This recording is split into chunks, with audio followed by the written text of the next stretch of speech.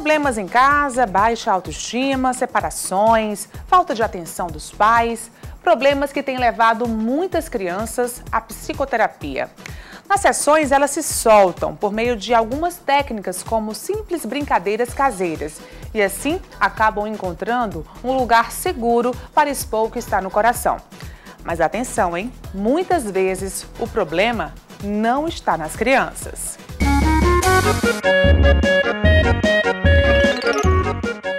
Eu vou conversar agora, bater um papo com a psicoterapeuta Angélica Almada. Ela já está aqui ao meu lado no check-up e temos muitos assuntos interessantes nessa entrevista. Tudo bem, doutora? Boa noite. Boa noite, Natália. Boa noite a todos. Espero ajudá-los assim, aqui essa noite, como psicoterapeuta e pediatra que eu sou, né? Pois é. Você tem essas duas atribuições tão importantes, você lida com as crianças, acompanha as crianças. A gente sabe que muitas crianças enfrentam problemas hoje, né, doutora? Esse mundo conturbado, muitos problemas familiares, problemas na escola. As crianças já nascem, inclusive, nesse contexto todo mais problemático. É isso que está fazendo com que essas mães tragam essas crianças para uma psicoterapia cada vez mais cedo? Bem, Natália, eu acho essa uma excelente pergunta, porque eu acho que é um dado que eu me preocupo. Existem, acho que, duas coisas aqui. Primeiro, o fato da psicoterapia infantil, né, para criança, ser uma área relativamente recente, se a gente for pensar ao longo da história da psicanálise e ao longo da história aí da medicina e do atendimento à criança. Porque mesmo quando surgiu a psicanálise por Freud, e veio toda a experiência e a sabedoria da importância da infância, das vivências infantis, para que um adulto, depois, aquele adulto seja um adulto saudável, a psicoterapia e o trabalho com criança demorou mais tempo para ser feito.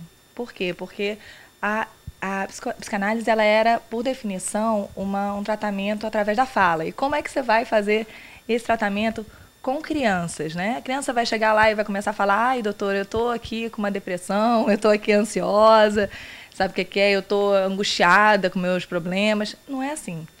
Então, o tratamento com criança é um tratamento bastante específico, né? Um acompanhamento que a gente faz de outras formas. E aí agora isso, ao longo, né, do século passado, com vários psicanalistas, isso foi trazido à tona e já é algo bem assim, amplo e procurado.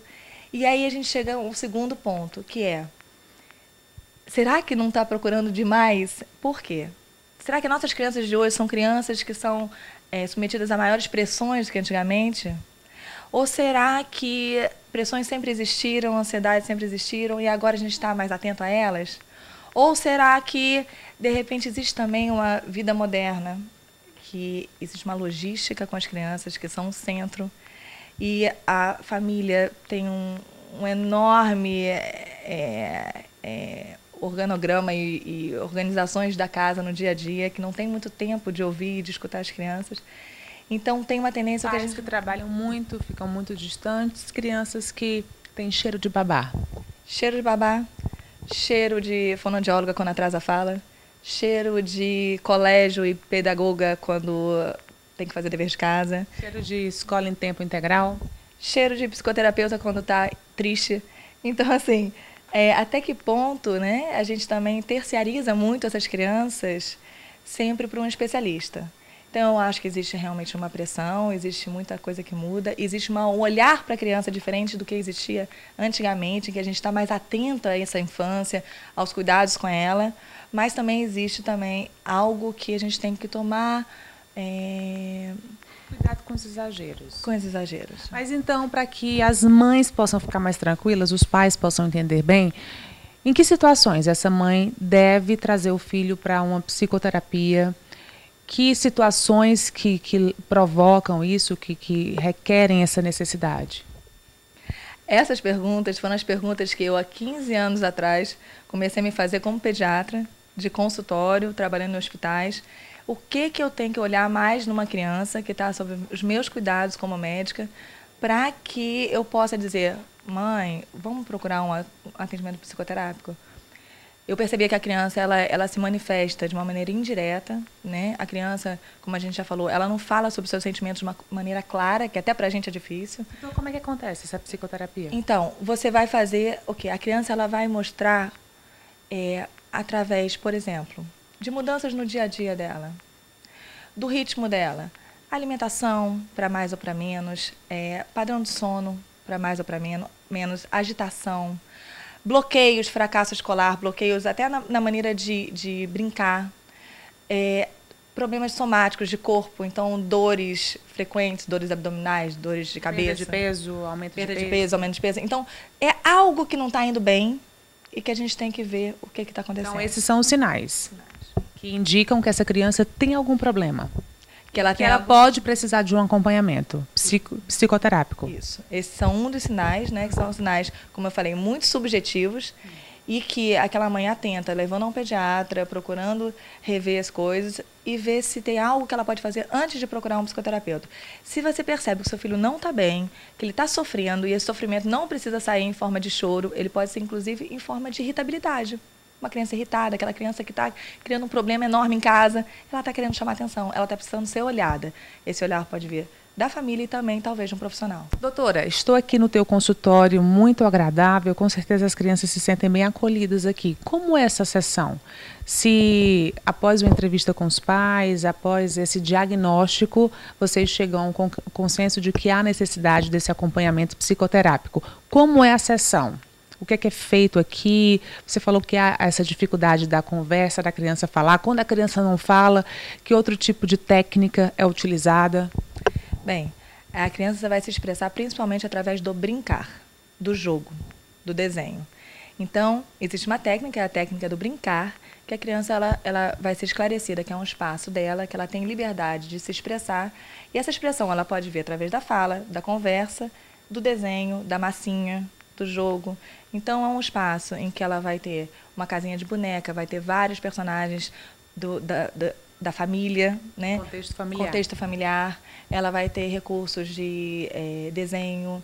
E aí ela vai começar a se mexer e se movimentar. E a gente, como observador atento, faz as intervenções, participa da brincadeira, mas sempre tentando contextualizar o que ela está querendo dizer com aquilo. E o que acontece muito na escola, né? Às vezes os pais identificam algum problema com a criança quando elas fazem algum desenho na escola e isso acaba demonstrando o que está dentro delas.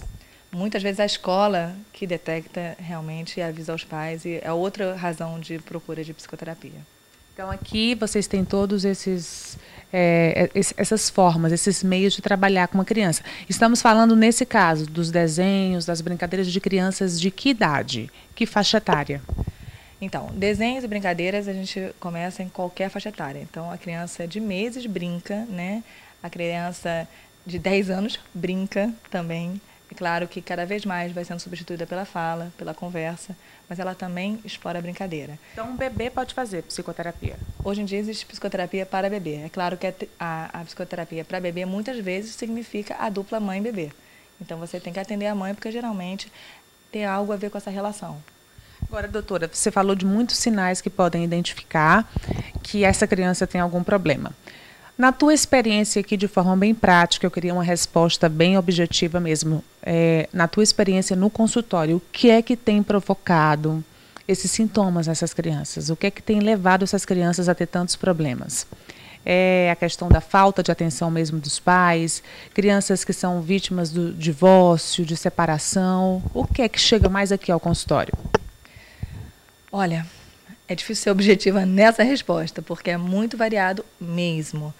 Mas chega muito ao consultório preocupação dos pais em relação à separação, é verdade. Embora nem sempre toda criança que passa por pais separados precise de acompanhamento. Ela consegue muitas vezes lidar bem com isso.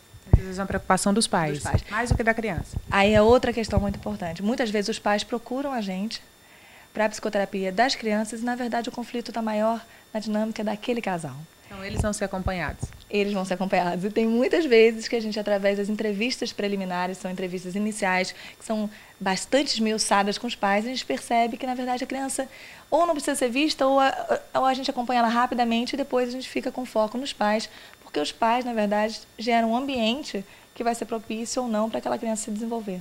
Nesse caso, eles podem fazer a psicoterapia juntos? Não, se a gente opta por atender as crianças, a gente vai atender as crianças individualmente. O espaço é das crianças, elas sabem que é reservado a elas. Esse pai e essa mãe participam, sim, através de encontros regulares comigo, a gente conversa. Existe um diálogo que tem que ser mantido entre psicoterapeuta e família e é fundamental.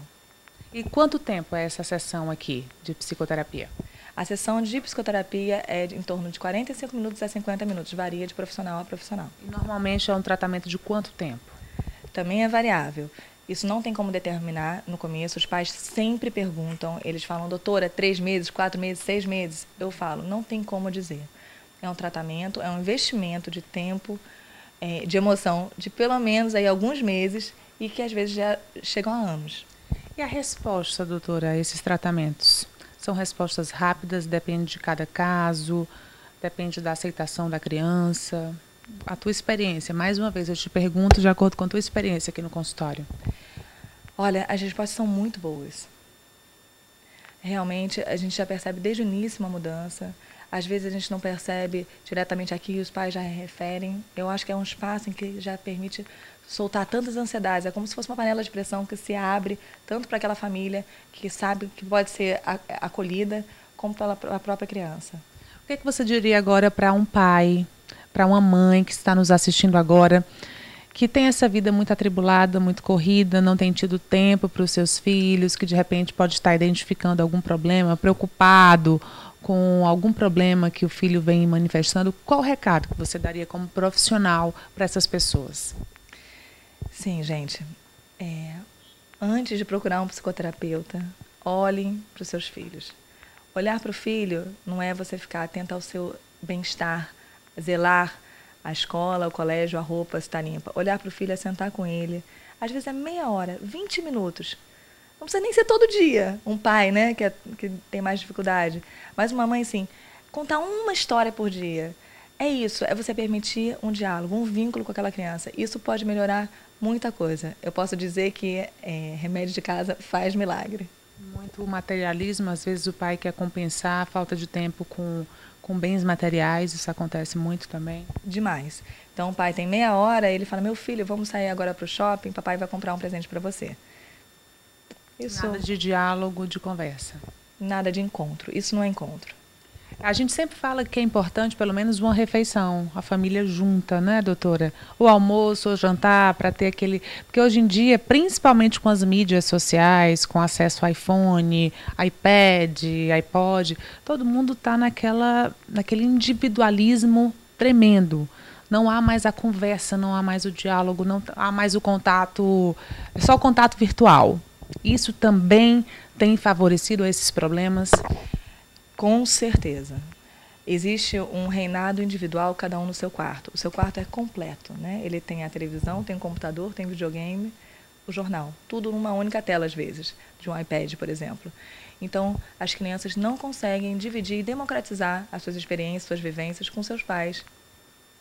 E isso acarreta muitos problemas. Eu realmente sou um pouco taxativa em relação a isso. Eu acho que tem que ter limite, tem que ter controle, tem que ter uma definição em cada casa de qual é o tempo que vai ser permitido e vai ser liberado para esse tipo de atividade. E o resto a gente vai criar, porque a criatividade é fundamental, né, para o nosso desenvolvimento e principalmente para uma criança.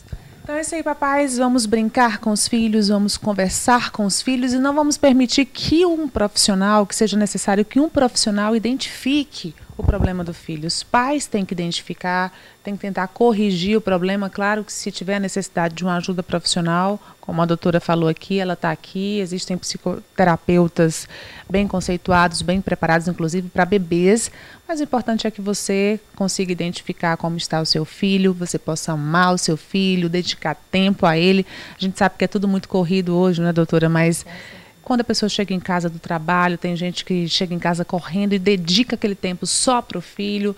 Esse pouquinho de tempo já faz muita diferença. Toda a diferença. Vocês podem perceber isso e depois vocês contam para a gente. Doutora, muito obrigada, então, por ter aberto o teu consultório aqui, por essa entrevista tão interessante. Eu espero que a gente tenha ajudado a muitos pais, avós, muitas famílias que estão nos assistindo agora. Obrigada, Natália. Boa noite.